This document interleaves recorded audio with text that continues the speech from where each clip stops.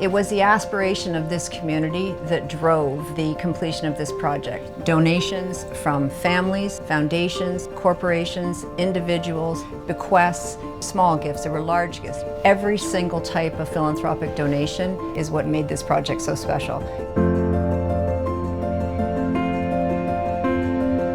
We wanted to create an area that was really child-friendly, focused on children, teenagers, and families.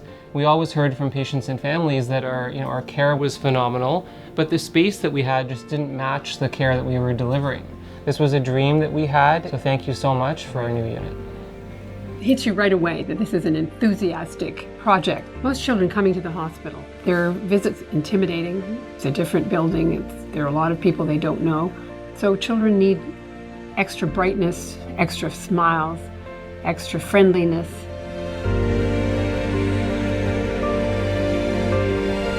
The catalyst for the Paediatric Center is that many of the clinical functions were in more than one place, and also the original pediatric unit was built in 1968, just not compliant with today's safety or quality standards. We would get a lot of patient complaints about the rooms themselves, especially the bathrooms, the size of the rooms, the aesthetics. There was only one shower on the entire unit for all of the patients, and it literally was a hole in the wall. It was almost embarrassing to tell families this is where your child has to go take a shower. The other thing was we didn't have a clear space for families to go outside of the room, somewhere where they could go relax, watch TV, have a coffee. We used to have a playroom, but it's now doubled as an office, so that really wasn't available anymore. And even our teen lounge, we had this for our adolescent patients. It was like, again, a multi-purpose space that really probably wasn't utilized the way we wanted. And then the other big aspect of it was actually finding a place to do clinical work. The previous unit had a big open space where we were always constantly aware and concerned about confidentiality. Even if you did, it was often a very small space, not up to the standard that we wanted. I think the other thing was just our space capacity. Our clinic was very, very small.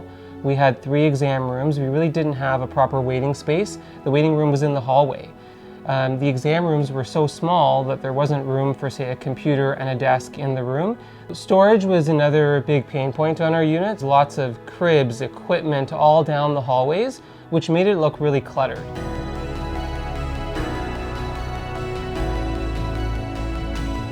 This project was a huge undertaking, and we recognized that there was a tremendous amount of work, but we also recognized that donor support would be fundamental. One of the ways that we profiled this project was calling it a hospital within a hospital. And one of the reasons we sort of were framing it that way was the extent of the programming that we have here. Caring for our children in this community without having to send them to a downtown specialty hospital. Making sure that they're clinically sound from a design perspective, but also meet the needs of what patients and families would want in a clinical environment, trying also to make it not as clinical. We wanted the rooms to really reflect kind of what patients would want if they were in a home, in the sense that we wanted a spacious room with a comfortable bed for a parent.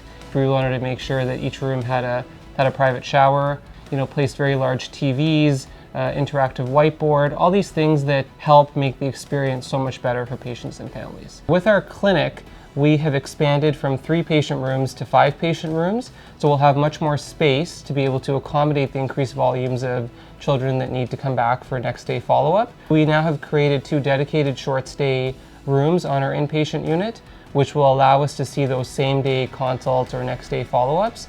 So between all of these rooms, I think we are going to be able to meet the needs of the future.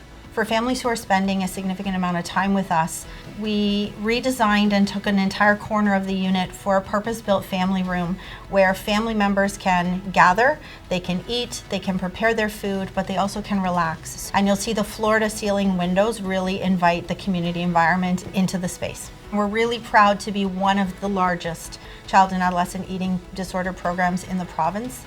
And so it was really important for us to design a space for teens that would allow us to offer activities, but also a shared space for them to have their meals together. And so you'll notice the cafe style setup in addition to the eating area, just dedicated for teens. Technology is something that we've definitely made a jump forward. All of our clinic spaces, we have full capability to do video calls, and that's something that we see will stay in the future, where we'll be able to do a lot of follow-ups through Ontario Telemedicine Network or video calls. All of the pediatricians and staff, including nurses and allied health, I think we really pride ourselves in being a top-notch pediatric center in the city. And now we have a space that reflects that. It gives us a space that we can maximize that quality of care. Like, we could not have done this without our donors. This was donor money that made this happen. There were so many people involved. This was not just one person's vision, it is the vision of the organization that was powered by philanthropy. Philanthropic donations drove this project, funded this project. There are not government funds. It's named for the Steinberg family, and there's many other names that made this project a reality.